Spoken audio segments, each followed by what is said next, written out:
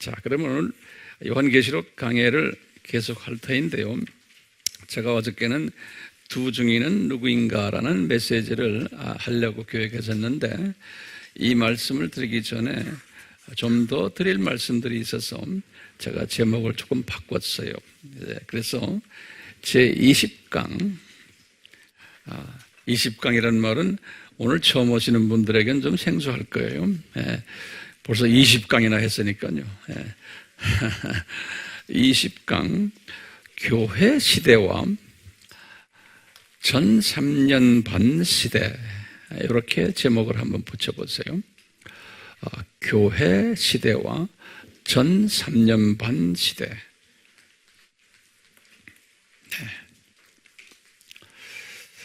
우리가 그동안에 이 종말론 학설을 4가지 학설을 드렸어요. 한번 다시 좀 알아도 또 적으세요. 무슨 것부터 시작하죠? 역사적 전천년주의. 알아도 적으세요. 그런 분들이 똑똑한 분들이. 역사적 전천년주의. 이 내용은 여러분들 다 아시니까. 두 번째는 뭐죠? 세대주의적 전천년주의. 그리고 세 번째는 무천년주의. 그리고 네 번째는 후천년주의. 이렇게 하나님의 자녀들인데도 이 종말론을 보는 시각이 이렇게 4가지로 다르게 지금까지 전개되어 오고 있어요. 근데 우리가 이 학설들을 보면은 많은 부분이 해석에 엄청난 차이가 있는 부분들을 보아왔잖아요. 그런데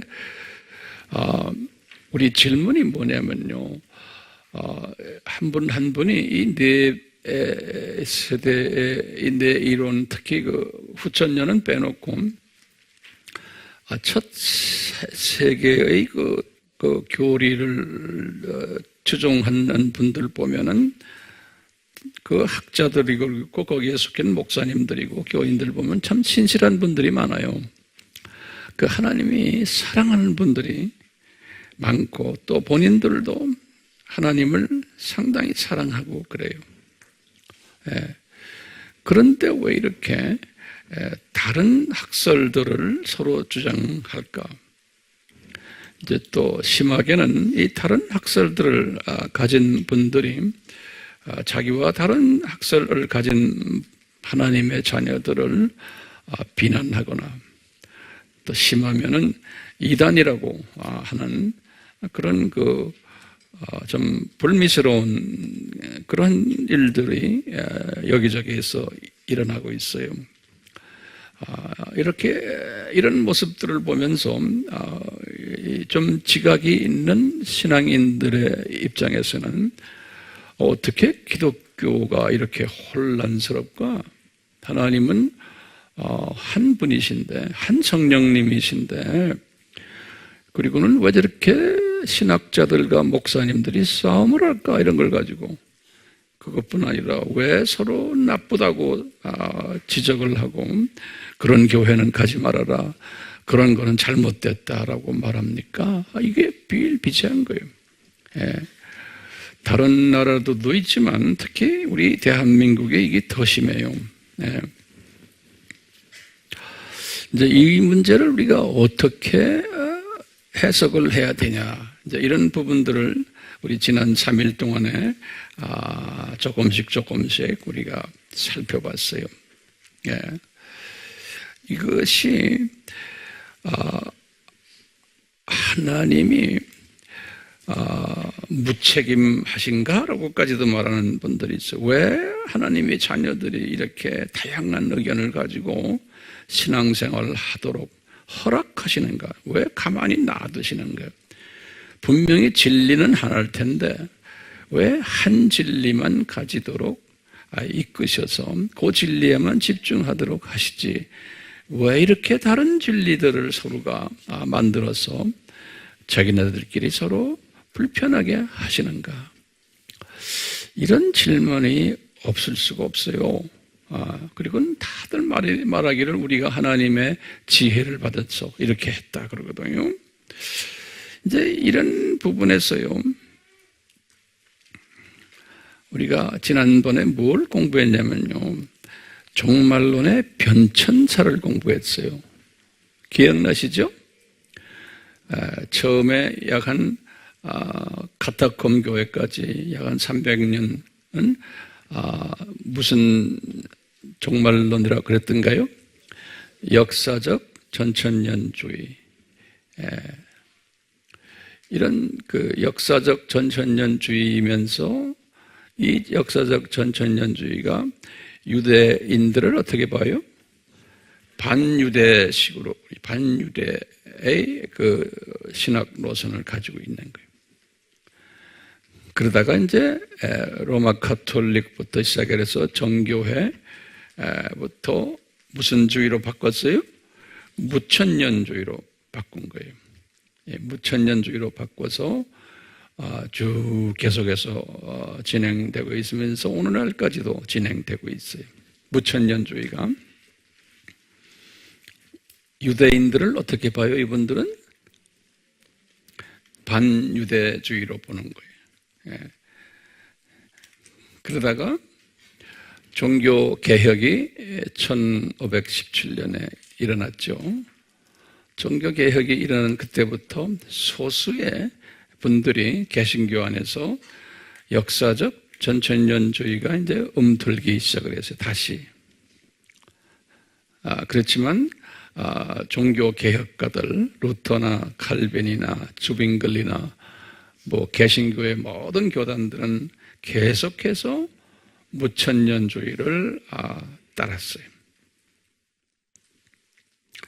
이렇게 오면서 조금씩 역사적 전천년주의자들이 나타나기 시작하면서 특히 1800년부터 선교운동이 일어나면서 이때부터 선교사들 사이에서 역사적 전천년주의가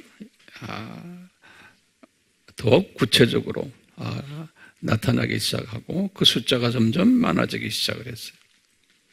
그런데 선교사들이 나갔기 때문에 이 선교지대에 있는 많은 기독교인들은 이 역사적 전천년주의를 따르게 되어 있었어요. 네. 이런 가운데 이 전천년주의자들 중에서 1850년대에 무슨 주의가 나왔어요? 세대주의가 나왔어요. 그래서 이제 세대주의는 친유대 사상을 가진 그러한 또 특별한 종말론인데요. 이렇게 이제 나타나서 이 네 주의가 공존하는 시대에 우리가 살고 있다. 이렇게 우리가 그동안에 공부했어요. 이제 우리 질문이 뭐냐? 왜 과거 2000년 역사 속에서 교회 시대에요, 이 네 가지가 공존케 하셨는가?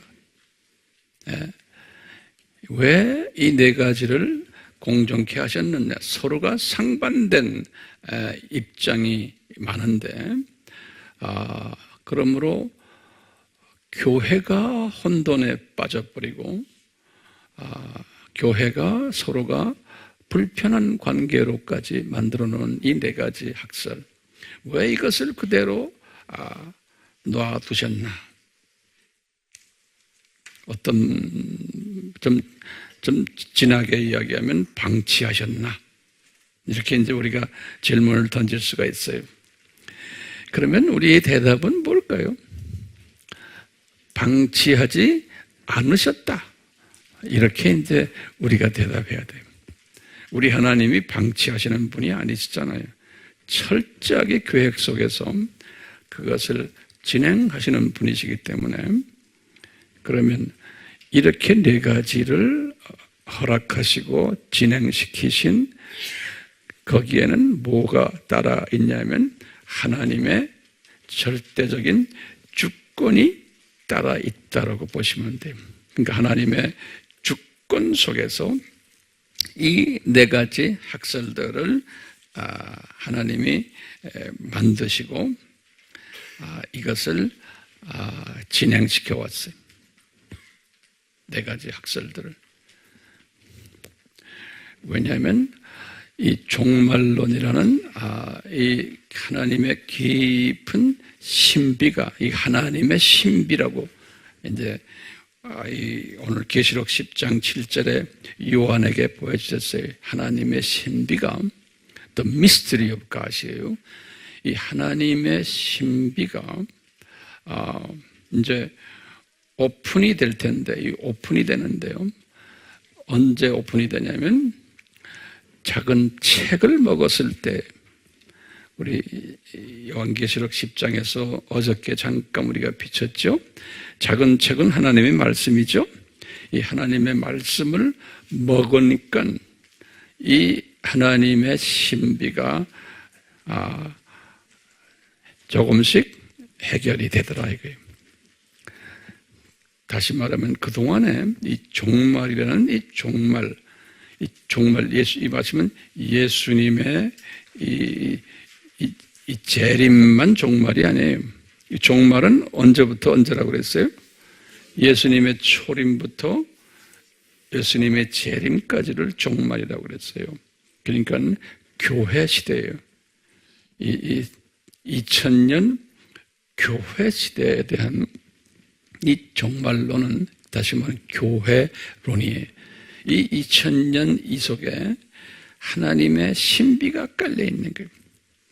이 2000년 이 속에 이 하나님의 신비를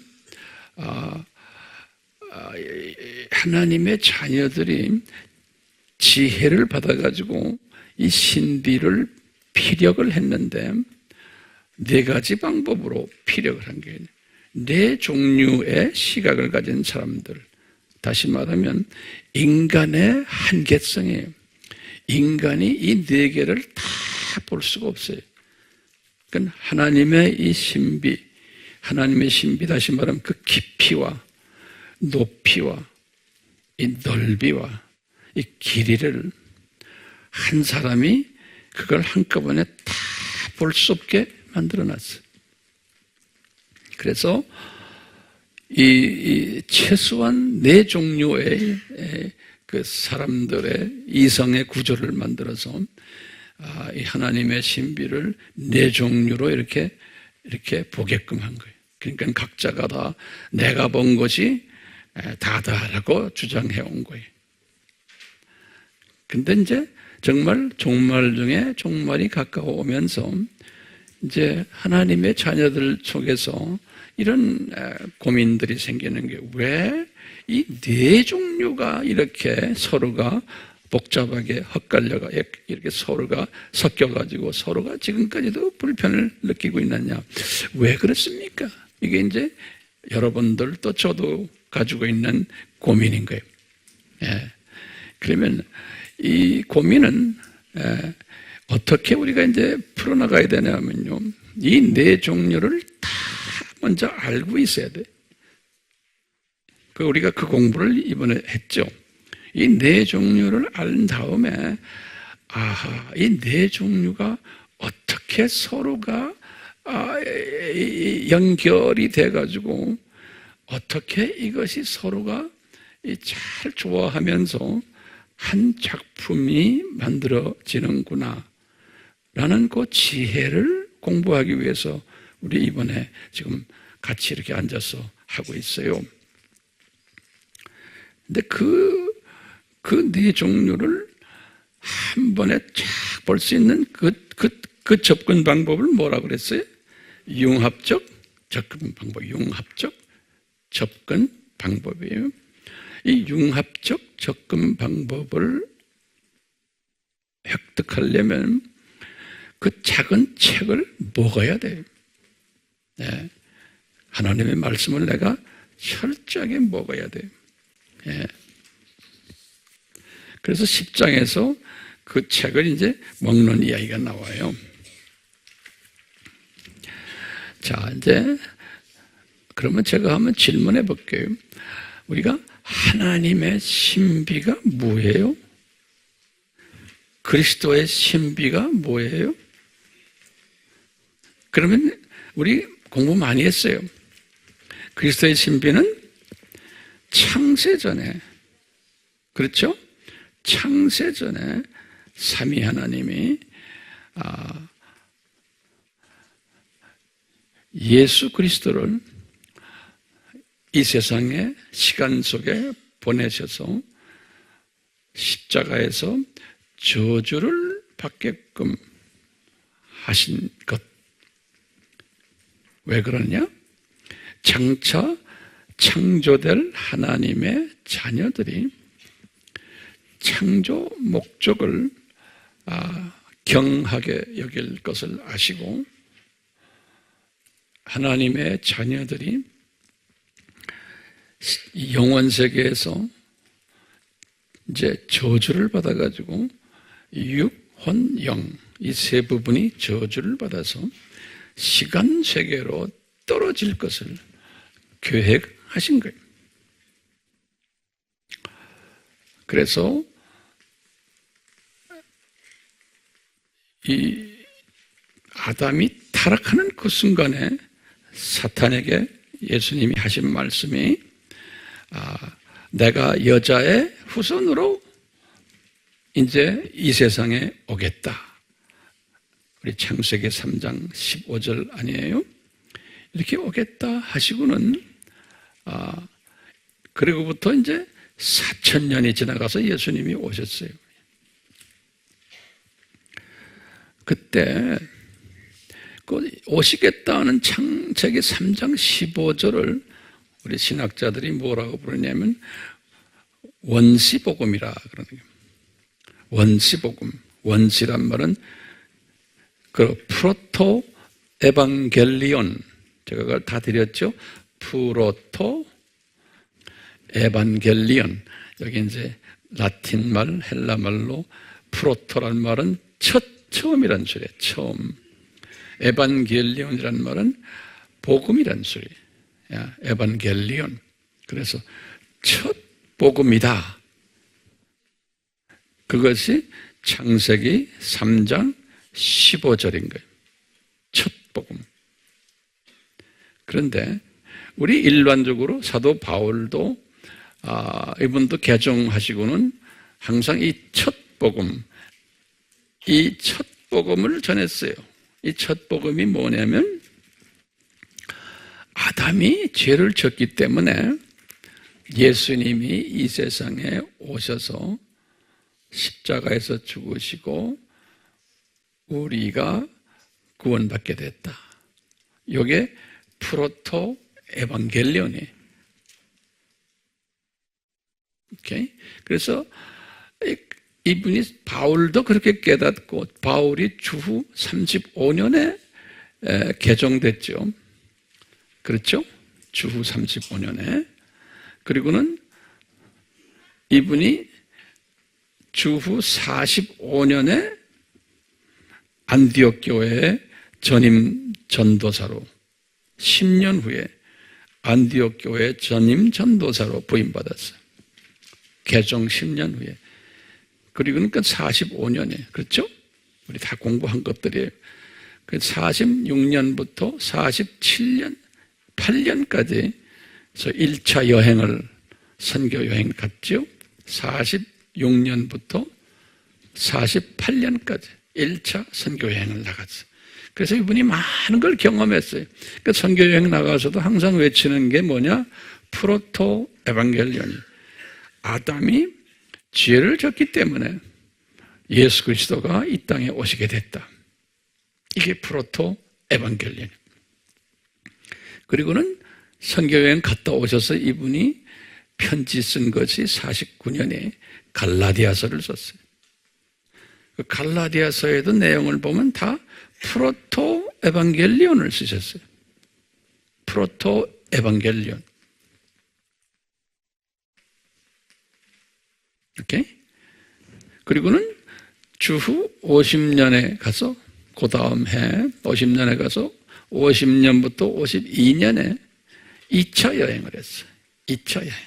2차 선교 여행을 했는데 이때도 다니시면서 2차 선교 여행 때 아시아의 7교회, 8교회 다 개척하시고 그 2차 선교 여행 때 이러시면서 이분이 프로토 에반겔리온을 항상 가르쳤어요.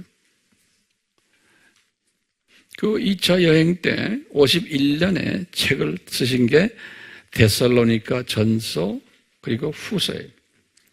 2차 여행 때 51년에 그럴 때도 보면 프로토 에반겔리온을 항상 가르쳤어요. 그리고는 이제 2차 여행 끝내시고는 이분이 이제 3차 여행을 이제 떠났어요. 그게 53년부터 57년까지 이분이 3차 여행을 떠나실 때 3차 여행 기간에 55년에 이분이 에베소에서 고린도 전후서를 썼어요. 고린도 전후서를 쓸 때 이분이 갑자기 프로토 에반겔리온에 대해서 이제 성령님이 프로토 에반겔리온보다 더 깊은 하나님의 신비가 있다. 그게 뭐냐? 창세 전에 이 프로토 에반겔리온, 이 창세 전에 예수 그리스도의 신비를 예수 그리스도의 십자가 사건을 예정하셨다라는 말씀이 나와요. 고린도전서 2장 7절에. 그러면서 예수님이 그분에게 바울에게 뭐라고 하면 이거는 프로토 에반겔리온이라고 아니고 이것은 그리스도의 신비다. 그렇게 돼요. 그리스도의 신비다. 우리 인간의 이성으로는 이해를 못하는 거예요. 예수님의 십자가 사건은 창세 전에 이것을 예정한 것이다라는 거예요. 그래서 이것을 뭐라고 그래요? 그리스도의 신비다. 이렇게 성서에는 돼 있어요. 알겠어요? 그래서 이 그리스도의 신비를 그때부터 바울이 전파하기 시작하는 거예요. 그러니까 이분도 새로운 깨달음이에요. 바울도. 네. 그래가지고 이제 지금 고린도 전서는 몇 년에 썼어요? 55년에 썼어요. 그런데 57년에 로마서를 썼어요. 로마서를 쓰실 때도 이분이 그때부터 로마서 제일 마지막에 16장 25절에서 26절에 이분이 그리스도의 신비다. 이 말씀을 또 하시는 거예요. 이 십자가 사건은 그러면서 아주 구체적으로 로마서에서는 바울이 이런 말씀을 하세요. 요 십자가 사건을 요 말을 좀 잘 거기다 아는 사람은 다 알지만 다시 우리 정리하는 거예요. 요 십자가 사건을 창세 전에 다 예정하셨는데 요것을 그동안에 하나님이 요것을 뚜껑을 닫아가지고 숨겨놨다 그랬어요. 숨겨놨다. 예, 숨겨놔서 쭉 숨겨놨다가 이제서야 이것을 뚜껑을 여신다 이렇게 말했어요. 예, 그러니까 뚜껑을 이분이 열어서 딱 알게 된 게 언제예요? 55년에. 그 다음에 지금 57년에 로마서 썼을 때도. 그러니까 55년 고린도전서 2장 7절에도 그랬어요. 이것을 숨겨놓으셨다가 이제서야 나에게 계시. 그래서 요한계시록은 이 뚜껑을 닫아놨는데 뚜껑을 여는 것을 계시록이라고 합니다. 그래서 리빌한다는 거, 이게 계시한다는 소리, 뚜껑 연다는 소리, 숨겨놨던 것을. 그때부터 이 하나님의 신비가 이제 바울의 편지에 보면 계속 나오는 거예요. 바울의 편지, 이 하나님의 신비가. 세계 어느 나라를 가도 이 하나님의 신비에 대해서는 별로 사람들이 알지를 못해요. 대부분의 그리스도인들, 한 80%, 90%의 그리스도인들은 프로토 에반겔리온을 알고 있어요. 제 말 이제 무슨 말인지 알겠어요? 여기 앉아 있는 분들에게도 예수님이 왜 죽으셨어요? 그럼 아담이 타락했기 때문에 이렇게 우리 이야기하잖아요. 그러니까 그거 다 맞는 말이죠. 그렇지만 요 프로토 에반겔리온만 가지고도 우리 다 하늘나라에 가는 하나님의 자녀들이에요. 그런데 이 특별한 하나님의 자녀들에게는 그거보다 더 한 단계, 더 깊은, 넓은, 높은, 긴 하나님의 미스터리가 있는 거예요. 그 미스터리가 지금 뭐예요? The mystery of God 또는 mystery of Christ 그러는 거예요. 그리스도의 신비라는 거예요. 그러니까 이제 우리가 이 그리스도의 신비를 우리가 이것을 잘 소화하려면 오늘 계시록 10장에 이제 보시면 뭐냐면 한번 눈으로 봅시다. 내가 말만 하고 눈으로 여러분들이 안 보면 여러분들은 편하지만 나중에 또 잊어버리세요. 그래서 한번 눈으로 봐요. 계시록 10장 다 열어보세요.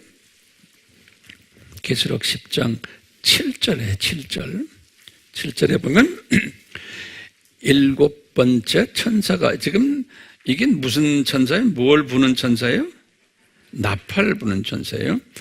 일곱 번째 천사가 소리를 내는 날들에 그가 나팔을 불게 되리니 그때 하나님의 신비가 거기다 줄을 크게 그어놓으세요. 성경에 나오죠? 거기에 하나님의 신비가 그분께서 자기 종들인 선지자들에게 선포하신 것과 같이 이루어질 것이라는 거예요. 이미 예수님의 종들을 통해서 이것이 다 선포가 됐다는 거예요. 우리 아까 봤죠? 바울을 통해서, 이제 베드로를 통해서 다 선포가 됐어요. 이제 그러시면서 이제 작은 책을 먹는 이야기가 나오는데요. 그건 내가 또 이제 오늘 말고 오늘 오후나 이제 이야기할 거예요. 이 책을 먹는 사람은 다시 말하면 하나님의 말씀이에요. 하나님의 말씀을 먹으면은 이 신비가 소화가 될 수 있다는 거예요. 이 신비가. 그래서 이제 작은 책을 먹는 사람이 나오고 이제 두 증인 이야기가 이제 11장에 나오는데요. 이 계시록에서 이 해석이 가장 힘든 해석의 부분이 여러 군데 있는데 그 중에 하나가 이 두 증인 이야기예요. 이것도 제가 이제 오늘 제가 설교 시간에 말씀드리려고 했는데 아침에 제가 이제 말씀을 묵상하면서 주님께서 내 마음에 지금 두 증인 이야기 해주지 말아라. 좀 더 뜸을 들인 다음에 해주라. 이제 그래서 제가 지금 뜸을 들이고 있는 거예요. 우리 밥도 잘 뜸을 들여야 맛있잖아요. 예, 그냥 통째로 먹으면 맛없어요. 자, 그러면요, 거기다 좀 적으세요. 하나님의 신비는 뭐냐? 다시 이제 그 도표식으로 우리가 항상 그러면 타락전에 저 세상이 있어요. 영원 세계. 그렇죠? 이 타락전에 저 세상, 그 다음에 이 세상, 그 다음에 저 세상에. 이게 7,000년 이 세상이죠. 이게 이제 저 세상이고.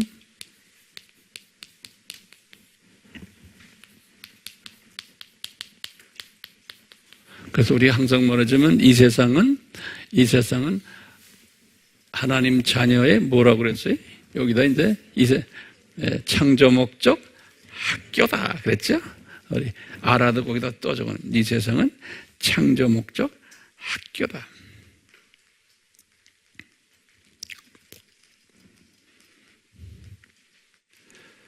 근데 이 세상에 보면은 두 시스템이 되어 있어요. 여기 이제 구약, 여기 구약, 신약 이렇게 구약과 신약 시대로 나눠요. 그래서 구약 시대가 4,000년, 신약 시대가 3,000년. 예. 그런데요, 이 신약 시대가 또 둘로 나눠져요. 요 2000년, 요 구약 신약 시대의 2000년을 교회 시대다. 그러면 교회 시대.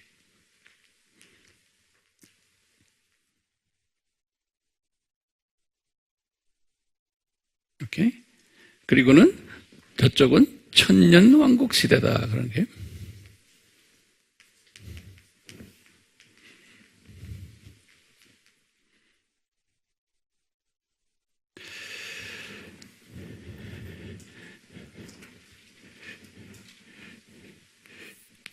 여기가 예수님의 초림이죠.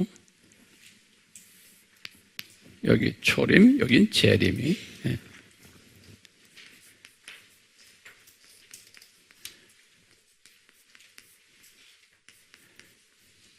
예. 그래서 이 교회 시대를 우리 일곱 교회 기억나세요? 예? 여기도 이제 쓰세요. 또 일곱 교회. 요 일곱 교회. 그러니까 일곱 교회가 이 세대주의 사람들은 어떻게 해석했어요? 요 세대별 이렇게 교회로 이렇게 봤죠? 여기다 적어놨어요. 세대별 이렇게 세대주의 사람들은 본 거예요. 그 다음에 나머지 학설은 뭐예요? 요 일곱 교회를 이 시대 요때 있는 일곱 가지의 교회들, 그렇죠? 요때에 있는 어느 시대나 어느 나라나 다 일곱 가지의 교회들을 본 거예요.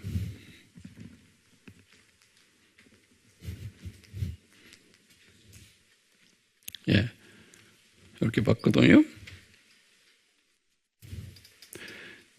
그래서 우리는 이 세대주의의 그 보는 시각과 또 비세대주의의 보는 시각을 혼합해서 종합해서 보는 그 시각을 가질 필요가 있어요. 다 그분들도 다 뜻이 있어서 하나님이 그분들에게 그걸 보여주신 거예요. 예. 이제 이렇게 하면서 여기 보시면 지금 뭐예요, 무천년주의나 이런 분들은 어떻게 보냐면은 요 초림부터 요 재림 바로 전, 재림 바로 전 이렇게 나눠서 요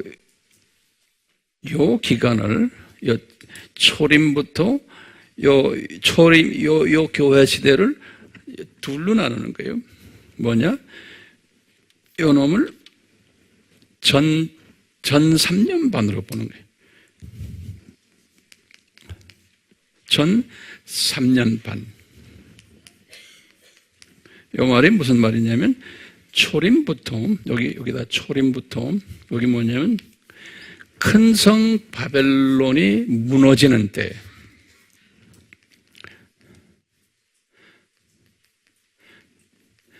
여기 큰 성 바벨론이 무너지는, 여기 이제 계시록 17장까지 있고, 그 기간이거든요. 17장. 요때까지, 요 기간을 전 3년 반으로 이제 해석하는 추세도 있어요. 저도 이렇게 쫙 말씀을 보면서 이 부분에 대해서 저도 동의를 해요.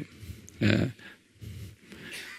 그러니까요, 그 나머지 요 부분을, 여기 이제 17, 18, 18이거든요. 계시록 무너짐, 여기 됐어요. 요것을 후3년반이라고 그러는데요. 요거를 후3년반으로 보는 거예요.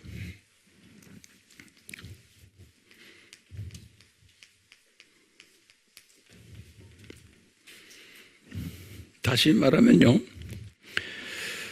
요 교회 시대를 7년으로 보는 게 7년을 요 교회 시대를 여기다 7년으로 보는 거예요. 7년. 우리 보면 지금 교회 시대에 7교회가 있었잖아요. 똑같이 이 교회 시대를 7년으로 보고는 그래가지고는 전 3년반과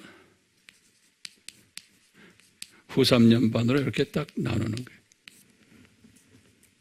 근데 전 3년반이 훨씬 긴 이야기가 있어요.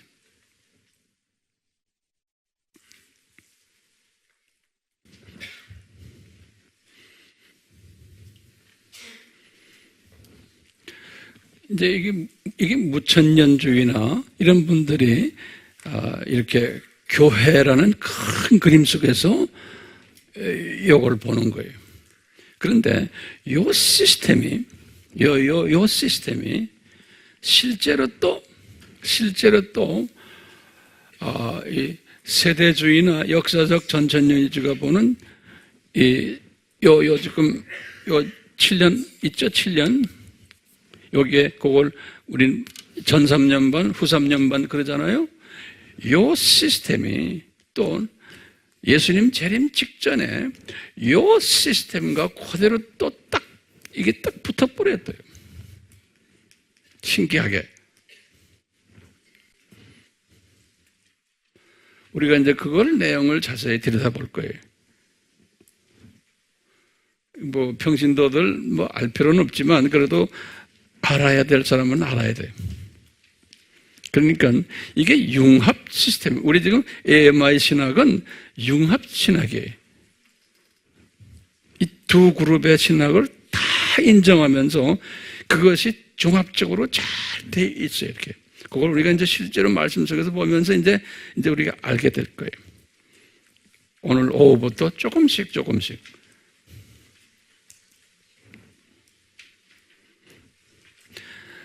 이걸 소화하려면 뭐가 있어야 돼요? 작은 책을 먹어야 돼요. 책을 먹어야 돼요. 그럼 이게 이 하나님의 신비 중에 하나예요. 하나님의 신비 중에 하나. 그러니까 하나님의 신비, 큰 신비는 뭐예요? 이 창세 전에 이 세상이 있었고 저 세상이 있었고 이 세상을 만들어서 7,000년 그 안에 구약과 신약 시대가 있고, 그 다음에 교회 시대가 여기도 따라오고 여기 교회 시대가, 그리고 이게 끝나면은 저 세상 간다. 이게 뭐예요? 이것도 하나님의 신비, 그리스도의 신비. 이 두 시스템이 공존한다는, 공존. 오케이? 예, 공존하면서 이제 지금 이 시대는, 지금 우리가 살고 있는 이 시대는 이것을 주로 많이 이제 적용을 하는 거예요. 이것을. 오케이? 예. 그래서 성경에서는 요 3년 반을 여기다 좀 적으세요. 제가 어저께 드렸지만 한번 거기다 적어요. 3년 반을 지금 이 계시록에서 1260일이라는 말을 써요. 1260일. 계시록 11장 3절, 또 12장 6절, 1260일. 그 다음에 또 다른 거예요. 한때, 두때, 반때라고도 말해요. 계시록 12장 14절에. 그리고는 42달이라는 말도 써요. 계시록 11장 2절과 계시록 13장 5절에. 네, 됐어요. 전 3년 반을 요거를, 그러니까 보세요. 요 놈이, 요 표현이요. 어떻게 표현돼요? 두 가지 표현이. 첫째가 뭐예요? 42달 하면 여기에서의 큰 그림 속에서 42달은 뭐예요? 교회 시대예요. 오케이? 여기다 적으세요. 교회 시대를 의미할 때 42달, 한때, 두때, 반때, 1260일 이렇게 이야기하는 교회 시대. 교회 시대는 언제까지라고 그랬어요? 큰 성 바벨론이 이제 망하기 직전까지. 나중에 큰 성 바벨론이 뭔지도 우리 자세히 공부할 거예요. 또 한 가지, 또 다른 거는 뭐냐? 이것이, 마운트다, 이것이 실제로 7년 환란 중에 이 have, 이 놈으로 또 보는 거예요. 실제로 또.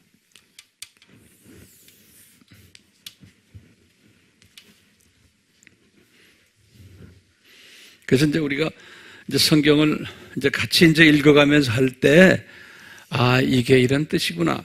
이게 이런 뜻이구나. 이제 그게 이제 들어오기 시작할 거예요. 이건 내가 지금 서론 중에 서론을 지금 말씀하는 거예요. 그렇게만 알고 계세요. 네. 자, 우리 같이 기도합시다. 하나님 아버지, 우리 피조물들이 창조 목적 훈련을 받기 위해서 이런 큰 그림 속에서 이 세상에 우리가 떨어져서 피조물 중에서도 하나님의 자녀지만 아직도 이 세상의 모든 시간과 공간과 지식과 이런 모든 부분에서 제한을 받는 그러한 피조물의 입장에서 그 크신 하나님의 신비를 깨닫게 우리가 앉아있는 그 자체부터도 너무나 죄송합니다. 우리가 이런 죄송한 마음을 가지고 겸손한 마음을 가지고 이 크신 영원하신 위대하신 하나님의 뜻을 조금이라도 우리가 알 수 있도록 도와주시고, 내가 소화가 안 된다 그러므로 해서 건방지게 건방을 떨지 않도록 주님 저희들 불쌍히 여겨 주시옵소서. 계속해서 성령님이 우리에게 가르쳐 주실 줄 믿고 감사드리며 예수님의 이름으로 기도드리옵나이다. 아멘. 지금 이 시간은 예수 그리스도의 무한하신 은혜와 하나님 아버지의 극진하신 사랑하심과 성령님의 끊임없이 깨닫게 하심과 가르쳐 주심과 또 순종케 하심이 우리의 삶을 지배하도록 예수님의 이름으로 축원하옵나이다. 아멘.